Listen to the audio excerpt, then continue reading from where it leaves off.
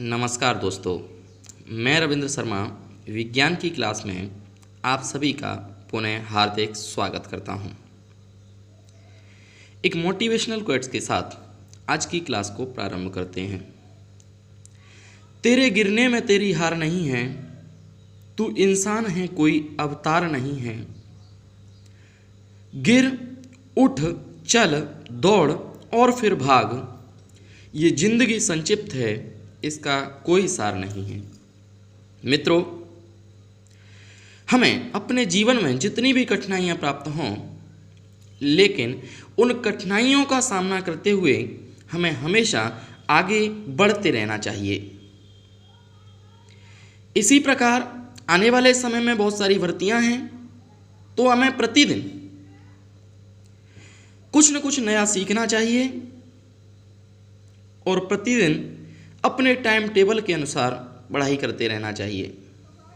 चलिए, जैसा कि मैंने आपसे वादा कर रखा है, प्रतिदिन मैं कुछ आपके लिए लेकर आऊँगा। उसी से सामान्य जानकारी के बाद आज हमने एक चैप्टर प्रारंभ किया है और उस चैप्टर का नाम है दोस्तों कोशिका। प्रतियोगी परीक्षाओं की दृष्टि से सबसे महत्वपूर्ण टॉपिक है। यहाँ से प्रत्येक परीक्षा में एक या दो प्रश्न आने की संभावना होती है। देखें, कोशिका को अंग्रेजी भाषा में कहा जाता है सेल। ये सेल शब्द सेलुला शब्द से लिया गया है। कौन से शब्द से लिया गया है? सेलुला शब्द से लिया गया है। और इस सेलुला शब्द का अर्थ होता है एक छोटा कमरा। एक छोटा कमरा। ध्यान रखें दोस्तों, प्रत्येक जीव का जो शरीर है वो किससे मिलके बना होता है? कोशिका से मिलके बना होता है। चाहे जीव एक कोशिकीय हो या फिर वह जीव बहुकोशिकीय हो। कैसा हो? या तो एक कोशिकीय हो या बहुकोशिकीय हो, लेकिन सभी जीवों के शरीर का प्रारंभ तो कितनी कोशिकाओं से होता है? एक कोशिका से होता है। इस बात का विशेष ध्यान रखें। और सबसे इम्पोर्टेंट जो लाइन है, जो परीक्षा की दृष्टि से बहुत महत्वपूर्ण है, वो क्या है? वो यह है कि शरीर की संरचनात्मक एवं क्रियात्मक इकाई किसे कहा जाता है? कोशिका को। अगर कोशिका नहीं है तो व्यक्ति के शरीर का निर्माण नहीं हो सकता। प्रत्येक कोशिका से ही व्यक्ति के शरीर का निर्माण होता है। सभी अंग मिले जो बनते हैं, वो सभी अंग किससे मिलकर के बने होते हैं? कोशिकाओं से। सबसे पहले दोस्तों निर्माण होता है शरीर में किसका? कोशिका का। और एक जैसी कोशिकाएं मिलकर के निर्माण करती हैं ऊतक का, और समान ऊतक मिलकर के निर्माण करते हैं अंग तंत्रों का, तथा सभी अंग तंत्र मिलकर के निर्माण करते हैं शरीर का। तो ध्यान रखें, शरीर की संरचनात्मक और क्रियात्मक इकाई क्या है? कोशिका। सबसे छोटी क्रियात्मक इकाई भी क्या होगी? कोशिका।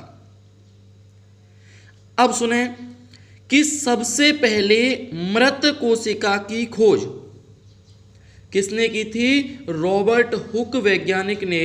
और कब की थी? 1665 में। बहुत महत्वपूर्ण प्रश्न है दोस्तों। प्रत्येक परीक्षा में लगभग पूछा गया है कि सबसे पहले मृत कोशिका की खोज किसने की थी। कई एग्जामिनर बच्चों को कंफ्यूज करने के लिए ये मृत शब्द न देकर के केवल कोशिका शब्द दे देते हैं। तो ध्यान रखें, केवल कोशिका शब्द दे रखा हो तो हमेशा रॉबर्ट हुक को ही टिक करना है। नेक्स्ट, रॉबर्ट हुक ने जब इस मृत कोशिका की खोज की थी तो इन्होंने सहायता ली थी इलेक्ट्रॉन सूक्ष्मदर्शी की। तो रॉबर्ट हुक ने मृत कोशिका की खोज इलेक्ट्रॉन सूक्ष्मदर्शी की सहायता से की थी और पादप पर की थी, इसलिए उस पादप का नाम था ओक।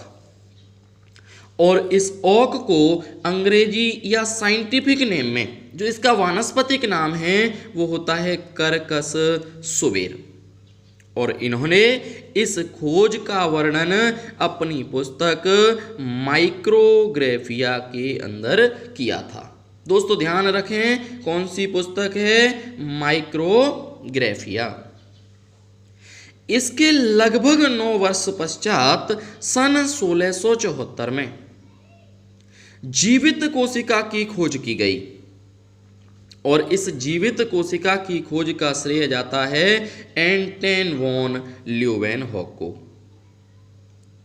इन्होंने यह खोज की थी मानव के शुक्राणु या फिर प्याज के छिलके के ऊपर।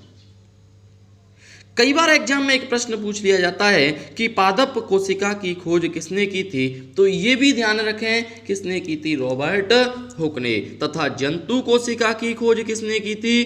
तो ध्यान रखें ये की थी एंटन वॉन ल्यूवेनहॉक ने। नेक्स्ट दोस्तों, नेक्स्ट हम बात करते हैं, ये जो एंटन वॉन ल्यूवेनहॉक हैं इनको जीवाणु विज्ञान के क्या कहा जाता है? पितामह। जीवाणुओं के ऊपर इन्होंने काफी रिसर्च की थी, इसलिए हमने कह दिया कि ल्यूवेनहॉक को जीवाणु विज्ञान के क्या कहा जाता है? पितामह भी कहा जाता है। नेक्स्ट दोस्तों एक और प्रश्न है और वह है कोशिका सिद्धांत। तो पहला प्रश्न तो यही आता है कि कोशिका सिद्धांत का प्रतिपादन कब किया गया? तो ध्यान रखें 1838 और 39 में। जब पूरी तरह से कोशिका की खोज कर ली गई, उस कोशिका की खोज के बाद लगभग 150 वर्ष पश्चात यह कोशिका सिद्धांत का प्रतिपादन किया गया। 1838 और 39 में 2 वैज्ञानिक, एक थे मैथियस स्लाइडेन और दूसरे थे थियोडर स्वान। अब दोस्तों मैंने इनके ब्रैकेट में लिखा है, एक के ब्रैकेट में पादप और दूसरे के ब्रैकेट में लिखा है जंतु। कैसे याद रखा जाए कि कौन सा जंतु वैज्ञानिक है और कौन सा पादप वैज्ञानिक है? दोस्तों सामान्य जानकारी में बता दूं, स्वान का अर्थ होता है कुत्ता। और दोस्तों हम लोग जानते हैं कि कुत्ता क्या होता है? जंतु। ऐसा तो नहीं है किसी ने पादप पढ़ा हो, नहीं दोस्तों, कुत्ते का मतलब है कि यह एक जंतु है। तो जंतु वैज्ञानिक कौन है? थियोडर स्वान। और मैथियस स्लाइडेन कौन है? पादप वैज्ञानिक। दोस्तों मैथियस स्लाइडेन ने पादप का सिद्धांत लिखा था, जबकि थियोडर स्वान ने जंतुओं का सिद्धांत लिखा था। लेकिन इन्होंने दोनों ने संयुक्त रूप से अपने सिद्धांत को प्रतिपादित करके और वैज्ञानिकों के सामने रखा और इन्होंने कहा कि प्रत्येक जीव का शरीर कोशिका और उसके उत्पादों से मिलकर के बना होता है। हाँ दोस्तों, प्रत्येक जीव का शरीर कोशिका से बना होगा या फिर उसके किससे बना होगा? उत्पादों से बना होगा। जैसे ऊतक है, अंग तंत्र है, तो ये भी तो कोशिकाओं के ही भाग हैं। परंतु ये बताने में असफल रहे कि नई कोशिका का निर्माण कैसे होता है। दोस्तों जब इनसे पूछा गया कि आप ये बताएं कि नई कोशिका कैसे बनती है, तो दोस्तों इन्होंने कहा कि ये चीज की खोज हमारे पास नहीं है। तब दोस्तों आवश्यकता हुई कि ये तो जानकारी होनी चाहिए कि प्रत्येक जीव का शरीर कोशिकाओं से तो बना है, लेकिन अगर वह कोशिका मृत हो जाए तो फिर नई कोशिका कैसे बनेगी? तब दोस्तों सन 1855 में आधुनिक कोशिका सिद्धांत का प्रतिपादन किया गया और यह आधुनिक कोशिका सिद्धांत का प्रतिपादन करने का श्रेय जाता है किसे? रुडोल्फ विर्चो को। महत्वपूर्ण प्रश्न है दोस्तों, यदि केवल पूछा जाए कोशिका सिद्धांत का प्रतिपादन किसने किया, तो ध्यान रखें मैथियस स्लाइडेन और थियोडर स्वान। लेकिन ध्यान से सुने, यदि शब्द लगा दिया जाए आधुनिक कोशिका सिद्धांत, तो इसका आंसर होगा रुडोल्फ विर्चो। दोस्तों इसने एक सिद्धांत दिया था, एक लाइन लिखी थी, उसे कहा गया ओमिनी सेलुला ई सेलुला। इस लाइन का क्या अर्थ है? ये बड़ी इंपॉर्टेंट लाइन है।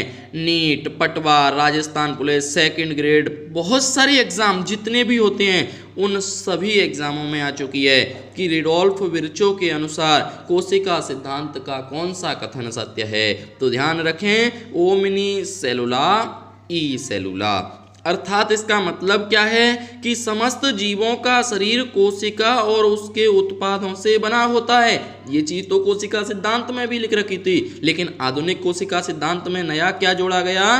तो उन्होंने जोड़ा कि प्रत्येक नई कोशिका का निर्माण पूर्ववर्ती कोशिका में विभाजन से होता है। मतलब जो पुरानी कोशिकाएं होंगी, जो पहले से मृत कोशिकाएं होंगी, उन कोशिकाओं में डिवीजन होंगे, उन कोशिकाओं में विभाजन होंगे और उन कोशिकाओं के विभाजन से ही कैसी कोशिकाएं बनेंगी? नई कोशिकाएं बनेंगी।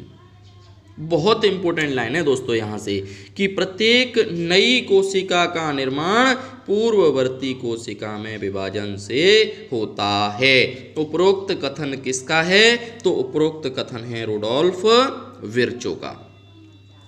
दोस्तों इससे संबंधित कुछ इंपॉर्टेंट पॉइंट जो हर एक एग्जाम की दृष्टि से बहुत इंपॉर्टेंट हैं मैंने लिख रखे हैं कि सजीव जगत की सबसे बड़ी कोशिका कौन सी है। दोस्तों 100% एग्जाम में आने की, पूछे जाने की संभावनाएं होती हैं यहाँ से, इन इंपॉर्टेंट पॉइंट से। सजीव जगत की सबसे बड़ी कोशिका शुतुरमुर्ग का अंडा। ध्यान रखें, लगभग 17 सेंटीमीटर का व्यास होता है इसका। नेक्स्ट, सबसे छोटी कोशिका, सजीव जगत की सबसे छोटी कोशिका ध्यान रखेंगे कौन सी है? Microplasma, 0.1 micrometre. कई बुक्स और एनसीईआरटी सहित मैंने दोनों नाम लिए हैं एनसीईआरटी के, माइक्रोप्लाज्मा और पीपीएलओ। पीपीएलओ का मतलब होता है pleuro pneumonia like organism. Pleuro pneumonia सदृश्य जीव, निमोनिया के समान, प्लूरो निमोनिया के समान दिखाई देने वाला जीव, और उसे ही तो कहा जाता है माइक्रोप्लाज्मा। नेक्स्ट, मनुष्य में सबसे बड़ी कोशिका, और मनुष्य की सबसे बड़ी कोशिका होती है अंडाणु, तथा पूछा जाए कि मनुष्य की सबसे छोटी कोशिका कौन सी है, तो मनुष्य की सबसे छोटी कोशिका कौन सी है? शुक्राणु। और मनुष्य की सबसे लंबी कोशिका कौन सी है? तंत्रिका कोशिका। दोस्तों अगली क्लास में मैं कुछ कोशिकांगों के बारे में डिस्कस करूंगा, जैसे माइटोकॉन्ड्रिया है, अंतःप्रद्रवी जालिका है, राइबोसोम है, बहुत सारे कोशिकांग हैं, गोल्गी काय है, लाइसोसोम है, इन सब के बारे में अगली क्लास में मैं डिस्कस करूंगा। दोस्तों अगर आपको ये वीडियो अच्छी लगे तो इसे सब्सक्राइब करें, लाइक करें और बेल आइकन को दबाना न भूलें, तथा कमेंट में मुझे बताएं कि आपको ये वीडियो कैसी लगी। Thank you, thanks a lot.